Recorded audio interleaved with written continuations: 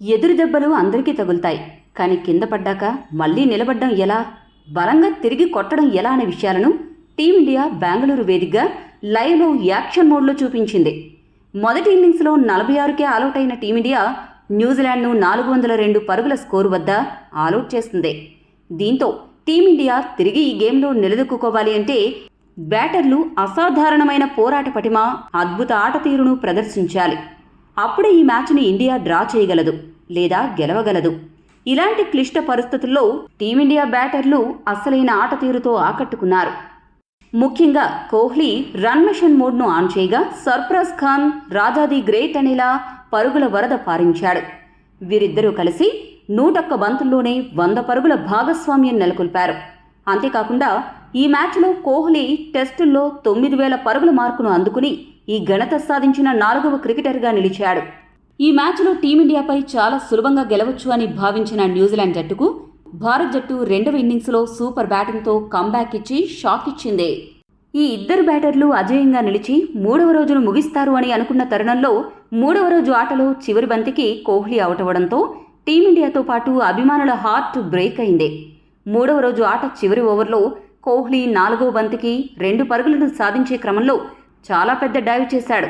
అలా డైవ్ చేయడం కారణంగా మరింతగా అలసిపోయి ఏకాగ్రత దెబ్బతిని కోహ్లీ అనవసరంగా అవుట్ అయ్యాడు. ఇది టీమిండియాకు పెద్ద ఎదురు దెబ్బనే చెప్పాలి.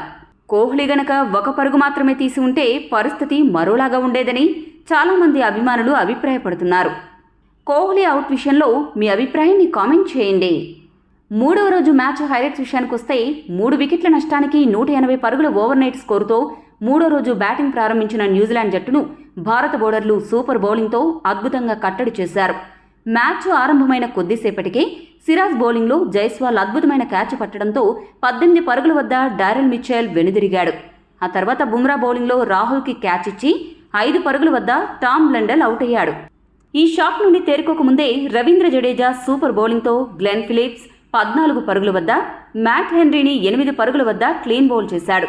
కానీ ఈ ఆనందం టీమిండియాకు ఎక్కువసేపు నిలవలేదు. Kiwis middle order batsmen, tailender batter Southee ఇద్దరూ కలిసి సూపర్ బ్యాటింగ్తో దుమ్ములేపారు. ఇద్దరూ కలిసి ఒకరి తర్వాత ఒకరు టీమిండియా బౌలర్లను ఉతికి ఆరేశారు. 7 వికెట్లు పడ్డ తర్వాత మిగిలిన వికెట్లు త్వరగా పడిపోతాయి అని సంబరపడిన టీమిండియా అభిమానులకు నిరాశ మిగిలిందే. సౌథీ దూకుడుగా బ్యాటింగ్ చేస్తూ అర్ధ సెంచరీ పూర్తి చేయగా రవీంద్ర రఫ్ఫాడించే బ్యాటింగ్తో ఏకంగా సెంచరీని అందుకున్నాడు. 2012 తర్వాత ఒక న్యూజిలాండ్ బ్యాటర్ భారత గడ్డపై సెంచరీ సాధించడం ఇదే తొలిసారి. వీరిద్దరూ కలిసి 8వ వికెట్కు 137 పరుగుల కీలక భాగస్వామ్యాన్ని నెలకొల్పారు. ఈ ఇద్దరూ కలిసి 6.27 రన్ రేట్తో పరుగులు రాబట్టారు. దీనిని బట్టి వారు ఎంత వేగంగా పరుగులు సాధించారో అంచనా వేయవచ్చు. వీరిద్దరిని అవుట్ చేయడానికి రోహిత్ శర్మ ఎన్ని బౌలింగ్ ప్రయోగాలు చేసినా లాభం లేకుండా పోయింది. ఎట్టకేలకు 65 పరుగుల వద్ద సిరాజ్ బౌలింగ్లో సౌథీ అవుట్ అవ్వగా రాచిన్ రవీంద్ర 134 పరుగులు చేసి న్యూజిలాండ్ చివరి వికెట్గా కుల్దీప్ యాదవ్ బౌలింగ్లో అవుట్ అయ్యాడు. దీంతో న్యూజిలాండ్ జట్టు 402 పరుగుల భారీ స్కోరు వద్ద 356 పరుగుల ఆధిక్యం సాధించి ఆలౌట్ అయింది. టీమిండియా బౌలర్లలో కుల్దీప్ యాదవ్, జడేజా చెరకు 3 వికెట్లు పడగొట్టగా సిరాజ్ 2 వికెట్లు, అశ్విన్, బుమ్రా 1 వికెట్ దక్కించుకున్నారు. అనంతరం 2వ ఇన్నింగ్స్ ప్రారంభించిన టీమిండియాకు రోహిత్, జైస్వాల్ చక్కటి ఆరంభాన్నిచ్చారు. ఇద్దరు బ్యాటర్లు ఎక్కడా తడబడకుండా జాగ్రత్తగా ఆడుతూ స్కోరు బోర్డును ముందుకు కదిలించారు. ఇక టీమిండియా గాడిలో పడింది అనే ఆలోచన వచ్చేలోపే 35 పరుగులు చేసిన జైస్వాల్ ఆజాద్ పటేల్ బౌలింగ్లో అనవసరంగా ఫ్రంట్ ఫుట్ వచ్చి అవుట్ అయ్యాడు.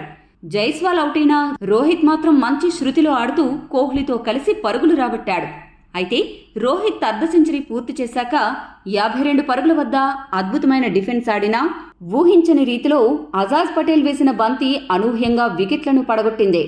బంతి స్పిన్ అయిన విధానం, అవుట్ అయిన తీరు చూసి రోహిత్ అలానే కోహ్లీ ఇద్దరూ కూడా షాక్కి లోనయ్యారు అంటే అతిశయోక్తి కాదు. ఇద్దరు ఓపెనర్లు అవుట్ అవ్వడంతో టీమిండియాలో మిగతా వికెట్లు కూడా త్వరగా పడగొట్టి మ్యాచ్ త్వరగా గెలిచేద్దామని న్యూజిలాండ్ ఆటగాళ్లు సంబరపడి ఉంటారు. కానీ ఆ ఆలోచనలకు బ్రేక్ ఇస్తూ వాళ్ల అంచనాలకు బొంద పెడుతూ కోహ్లీ, సర్ఫరాజ్ ఖాన్ క్లాసిక్ బ్యాటింగ్తో సూపర్ ఇన్నింగ్స్ ఆడి టీమిండియాను గాడిలో పెట్టారు. సర్ఫరాజ్ దూకుడే మంత్రంగా బ్యాటింగ్ చేయగా కోహ్లీ యాంకర్ రోల్ పోషిస్తూ పరుగులు రాబట్టి జోష్ పెంచాడు. న్యూజిలాండ్ కెప్టెన్ ఎంతమంది బౌలర్లను మార్చినా కింగ్ కోహ్లీ, సర్ఫరాజ్ ఖాన్ బ్యాటింగ్లో ఫైర్ను ఆపలేకపోయారు. వీరిద్దరూ కలిసి 3వ వికెట్కు 136 పరుగుల భాగస్వామ్యం నెలకొల్పారు. కానీ 3వ రోజు చివరి బంతికి కోహ్లీ 70 పరుగుల వద్ద అవుట్ అవ్వడం టీమిండియాకు బిగ్ షాక్ అనే చెప్పాలి. 3వ రోజు ఆట ముగిసే సమయానికి టీమిండియా 3 వికెట్లు నష్టపోయి 231 పరుగులు చేసింది. సర్ఫరాజ్ ఖాన్ 70 పరుగులతో క్రీజులో ఉన్నాడు. భారత్ జట్టు ఇంకా 125 పరుగులు వెనుకబడి ఉంది. ఈ మ్యాచ్ను టీమిండియా డ్రా చేయాలన్నా గెలవాలన్నా 4వ రోజు ఆట చాలా ముఖ్యం. పంత్ బ్యాటింగ్ పూర్తి స్థాయిలో చేయగలడా లేదా అన్న విషయంలో క్లారిటీ లేదు. సర్ఫరాజ్ ఖాన్, కేఎల్ రాహుల్, జడేజా, అశ్విన్లు ఎంతవరకు న్యూజిలాండ్ బౌలర్స్ను అడ్డుకుని ఎంత ఆధిక్యం సాధించగలరు అన్నది చాలా ముఖ్యం. ఈ 4 బ్యాటర్లు 4వ రోజు ఆటలో అసాధారణ ఆటతీరు కనబరచాలి. ఒక్క ముక్కలో చెప్పాలంటే టీమిండియా ఈ మ్యాచ్ను డ్రా చేసినా గెలిచినా టెస్ట్ క్రికెట్లోనే ఒక సరికొత్త చరిత్ర అవుతుంది. ఈ మ్యాచ్ డ్రా అవుతుందా, టీమిండియా ఓడిపోతుందా లేక గెలుస్తుందా? మీరేమనుకుంటున్నారో కామెంట్ చేయండి. మరిన్ని స్పోర్ట్స్ అప్డేట్స్ కోసం మా ఛానల్ను సబ్స్క్రైబ్ చేసుకోండి.